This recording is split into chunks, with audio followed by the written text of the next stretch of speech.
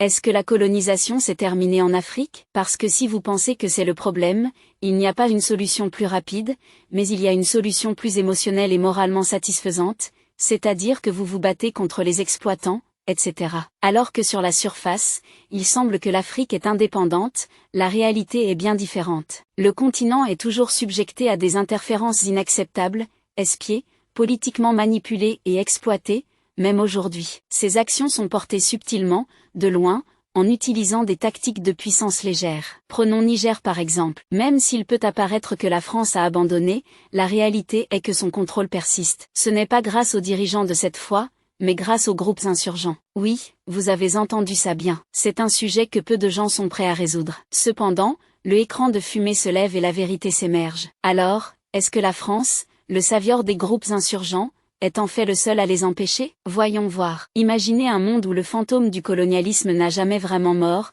mais simplement a changé d'apparence. Dans ce monde, les anciens empires continuent de tirer les cordes de derrière les scènes, tout en prétendant la démocratie et les droits humains. La flèche des colonisateurs ne peut plus voler sur les nations africaines, mais l'influence reste, tranchée dans la langue de la diplomatie, de l'aide étrangère et de la coopération militaire. C'est un nouveau âge d'impérialisme, l'un où les chaînes sont invisibles, mais pas moins réelles. Ce n'est pas un travail de fiction. C'est la réalité stark qui se déroule au Niger, où la France, malgré la façade de l'abandon, reste profondément entanglée dans les affaires de la nation. La récente détention des troupes françaises et la départure de leur ambassadeur pourraient sembler comme la fin d'une époque, mais en vérité, c'est seulement un changement de tactique. De l'opération de l'intelligence à des stratégies militaires clandestines, la France apparaît déterminée à maintenir son influence sur le Niger et ses voisins francophones. La narrative d'un départ pacifique n'est rien de plus que l'illusion précisément fabriquée pour allévier le monde, tandis que les mêmes anciennes stratégies de contrôle continuent derrière les scènes. Commençons notre discussion aujourd'hui avec une simple question. Avec les troupes françaises parties et l'ambassadeur envoyé à l'embarquement,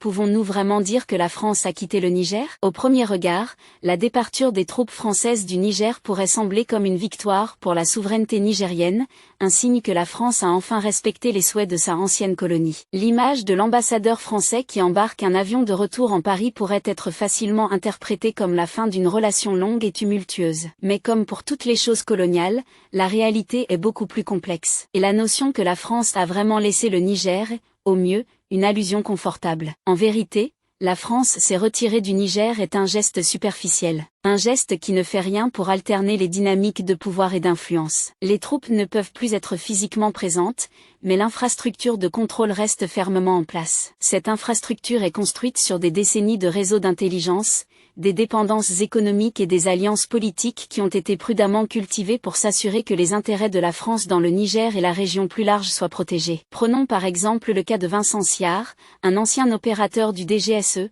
le service de l'intelligence étrangère de la France. Allégeablement, Vincent Siara et ses collègues ont vu l'abandon des forces françaises non pas comme un retour, mais comme une opportunité. Une chance de pivoter d'une présence militaire ouverte à des formes d'influence plus covertes. Selon les rapports, ces agents de l'intelligence ont été repositionnés à des pays voisins comme le Bénin et la Nigérie, d'où ils continuent de monitoriser et de manipuler les événements au Niger. Cet repositionnement n'est pas un accident, c'est un mouvement calculé, conçu pour garder la main de la France dans les affaires du Niger, sans l'obvier footprint d'une occupation militaire. En reloquant leurs opérateurs de l'intelligence aux pays proches, la France peut continuer d'exercer de l'influence, en maintenant l'apparence d'avoir été respectueusement abandonnée. C'est une stratégie qui permet à la France d'avoir son gâteau et de le manger aussi, semblant respecter la souveraineté du Niger, tout en l'interrompant simultanément des ombres. De plus, les intérêts économiques de la France au Niger, en particulier dans le secteur uranien, n'ont pas diminué avec la quittation des troupes. L'uranium est un ressort critique pour les besoins énergétiques de la France, et l'assurance de l'accès continu à ce ressort est une priorité supérieure. Le gouvernement français ne peut plus brandir des armes au Niger, mais il maintient les lèvres économiques qui contrôlent la richesse de la nation. Ces lèvres sont opérées par un réseau d'entreprises et d'institutions financières qui restent profondément impliquées dans l'économie du Niger. La situation est de plus en plus compliquée par l'involvement continu de la France dans le paysage politique du Niger. Au travers de divers NGOs, des canaux diplomatiques et des opérateurs de l'intelligence, la France continue de construire la narrative autour de la gouvernance du Niger. Les récentes élections, les alliances politiques et même les mouvements de la société civile au Niger, tous portent les empreintes de l'influence française. Lorsque la façade de la démocratie est élevée, la réalité est que la France reste un joueur clé derrière les scènes, en s'assurant que la trajectoire politique du Niger s'aligne avec ses intérêts. Si la France n'a pas vraiment quitté, alors quelles sont ses prochaines étapes? Qu'est-ce qu'il y a derrière la nouvelle commande africaine de la France? Et est-ce que c'est juste une remarque de leurs anciennes tactiques coloniales? Voici un rappel de laisser un like et de partager la vidéo et de vous abonner à notre chaîne pour voir plus de vidéos sur la culture noire, l'histoire, la civilisation et l'identité. Continuons maintenant. Quand la France a annoncé la création de la commande africaine, elle a été présentée comme une nouvelle initiative courageuse pour stabiliser la région et renforcer les partenariats avec les nations africaines. Sur le papier, la commande africaine est supposée être un effort collaboratif travaillant avec les gouvernements africains pour adresser les défis de sécurité et promouvoir la paix. Cependant, une plus près examination révèle que ce commandement ne s'adresse plus à la collaboration, mais plutôt à la préservation de l'influence diminuante de la France dans ses anciennes colonies. Le commandement africain est, en essence, une remarque de la présence militaire de la France en Afrique. C'est un mouvement conçu pour changer la perception publique de l'image d'un pouvoir colonial imposant sa volonté à travers une force militaire et vers une histoire de coopération et de bénéfices mutuels. Mais au-delà de ce venir de diplomatie, il y a la même vieille agenda, de maintenir le contrôle des régions clés, d'assurer l'accès aux ressources et de maintenir un soutien stratégique en Afrique. Un des aspects clés de la commande africaine est la redistribution des troupes françaises à travers le continent. En réduisant le nombre de troupes dans des pays comme Tchad et Gabon, la France n'est pas en retraite, mais plutôt en consolidant ses forces dans des endroits plus stratégiques. L'établissement de postes de commande seniors à Dakar, Sénégal et Libreville-Gabon indique clairement que la France n'est pas en train de rétablir ses ambitions militaires en Afrique. Au contraire, elle se concentre sur des zones où elle peut exercer le maximum d'influence avec moins de ressources. Le Niger, avec ses vastes réserves d'uranium et sa position stratégique, reste un point focal pour la commande africaine. Malgré la réduction des nombres de troupes, la structure de la commande assure que l'influence militaire française reste forte. Grâce aux exercices joints, au programme d'entraînement militaire et à la provision d'armes et d'équipements, la France continue de maintenir une présence significative au Niger, même si elle est moins visible à l'œil public. En plus, la commande africaine ne s'agit pas seulement d'une présence militaire, elle s'agit aussi d'une réunion d'intelligence et de surveillance. En créant ces commandes seniors dans des endroits stratégiques, la France peut continuer à monitoriser et contrôler le flux d'informations à travers l'Afrique ouest. Cette intelligence est cruciale pour maintenir l'influence,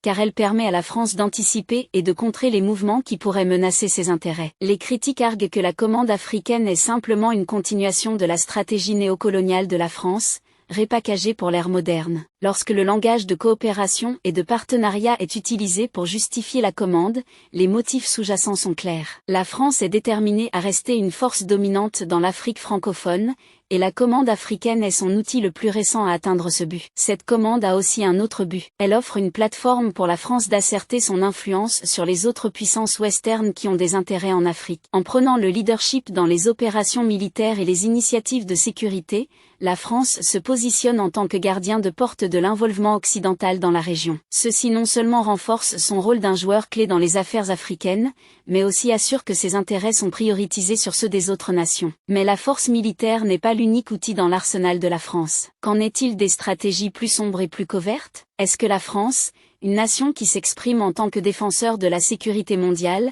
est vraiment en train d'armer des groupes insurgents en Afrique? Cela a l'air d'être une théorie de conspiration, le genre de choses que vous attendriez d'entendre des commentateurs de fringues plutôt que des analystes sérieux. L'idée que la France, un pays qui se prive d'être un champion de la liberté, de l'égalité et de la fraternité, supplie secrètement des armes aux groupes insurgents, est presque trop effrayante à considérer. Mais quand il s'agit de la géopolitique, en particulier en Afrique, les lignes entre amis et ennemis, alliés et adversaires, sont souvent bloquées au-delà de la reconnaissance. Des rapports ont émergé suggérant que la France a covertement fourni des armes à des organisations opérant dans le bassin du lac Tchad, y compris Boko Haram et la province de l'Afrique de l'Ouest de l'Islam. La logique derrière cette stratégie allégée est aussi froide que calculée. En gardant la région déstabilisée, la France peut justifier sa présence militaire continue et son intervention. Après tout, si la menace d'insurgence est toujours présente, alors aussi doivent être les forces qui luttent contre elles. Et qui est mieux à gérer cette lutte que la France,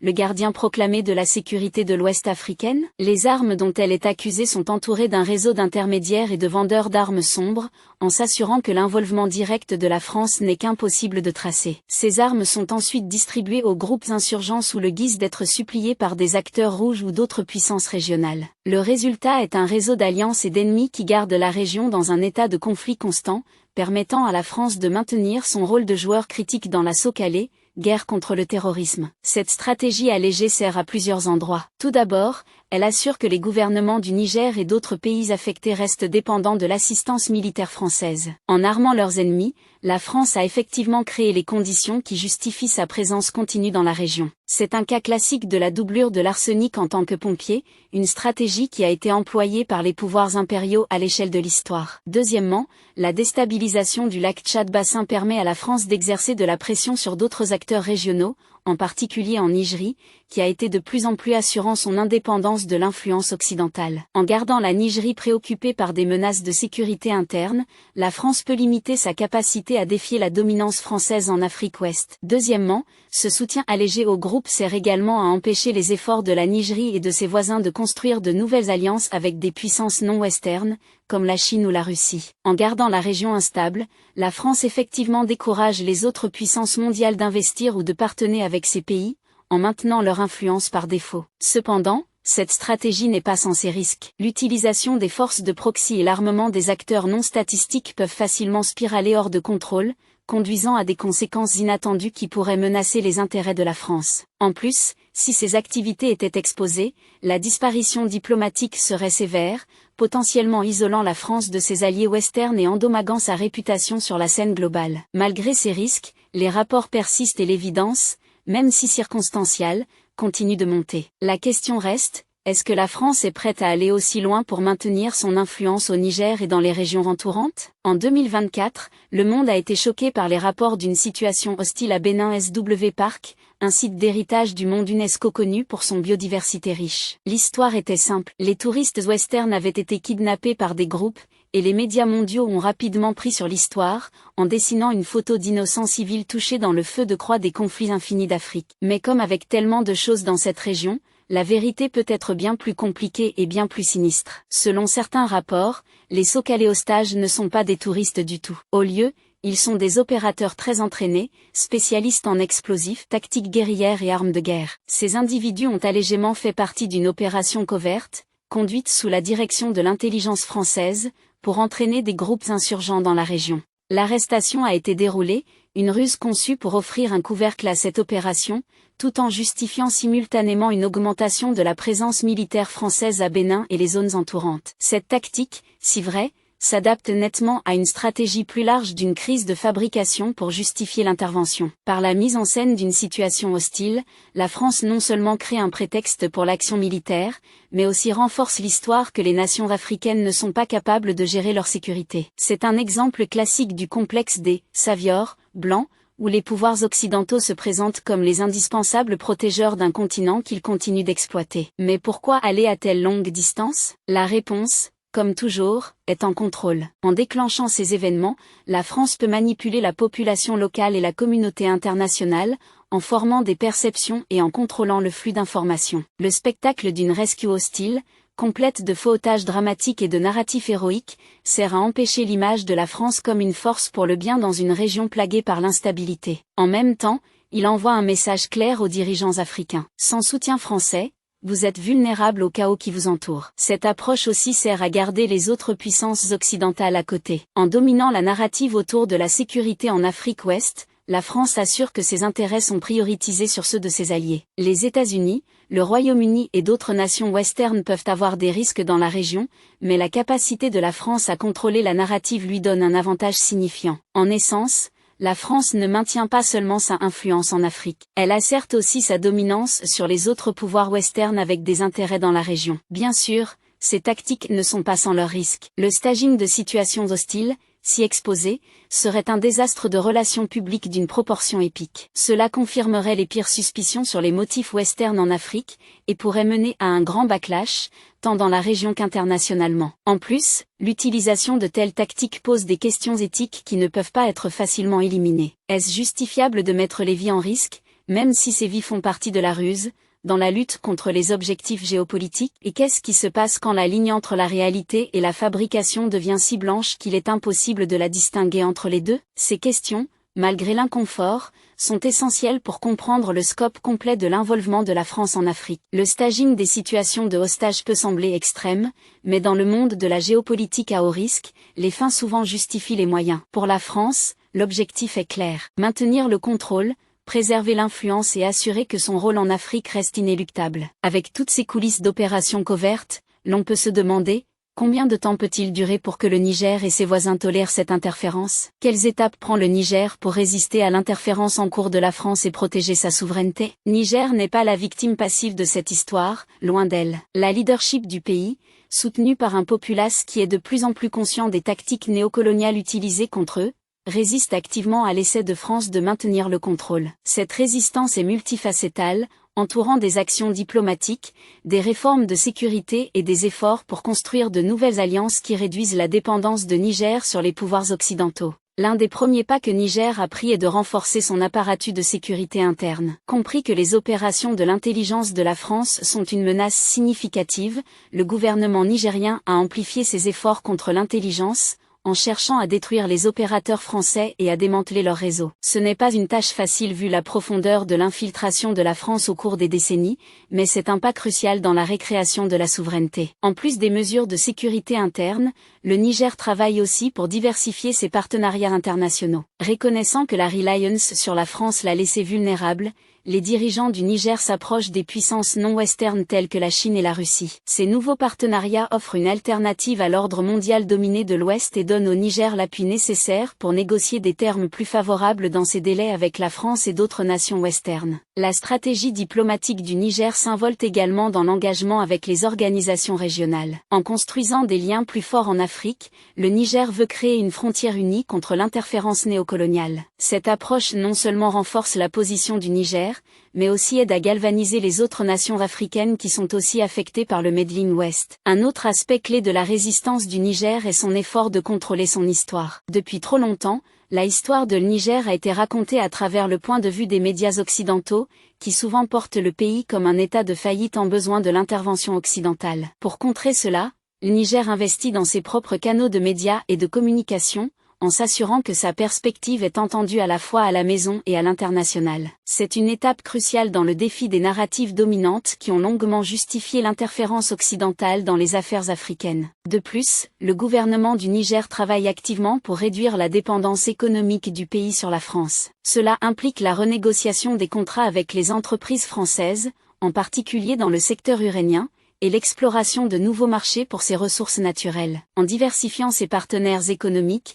le Niger ne réduit pas seulement le déploiement de la France, mais aussi la mise au point pour une économie plus indépendante et self-suffisante. La dernière pièce de la stratégie de résistance du Niger est un nouveau focus sur l'unité nationale. Le gouvernement nigérien est au courant que la division, que ce soit à travers les lignes ethniques, religieuses ou politiques, a souvent été exploitée par les puissances extérieures pour affaiblir les nations africaines. En réponse, il y a un effort concerté pour promouvoir la cohésion nationale et la solidarité, avec l'entendant que le Niger unité est beaucoup moins susceptible d'une manipulation extérieure. Ces efforts ne sont pas sans leurs défis. L'héritage de l'influence française est profondément entranché, et le démantèlement prendra du temps. Cependant, la détermination de le Niger pour asserter sa souveraineté est insoumise. Les dirigeants du pays, soutenus par un populisme qui est de plus en plus conscient des risques, sont commis à se libérer des restes du colonialisme et à construire un avenir déterminé par les Nigériens, pour les Nigériens. Comme nous l'avons conclu, c'est clair que la lutte entre le Niger et la France est loin d'être terminée. Mais qu'est-ce que cela signifie pour l'avenir de l'Afrique? L'allégée évacuation de la France du Niger n'est rien de plus qu'un éclairage à l'écart pour les opérations covertes en cours,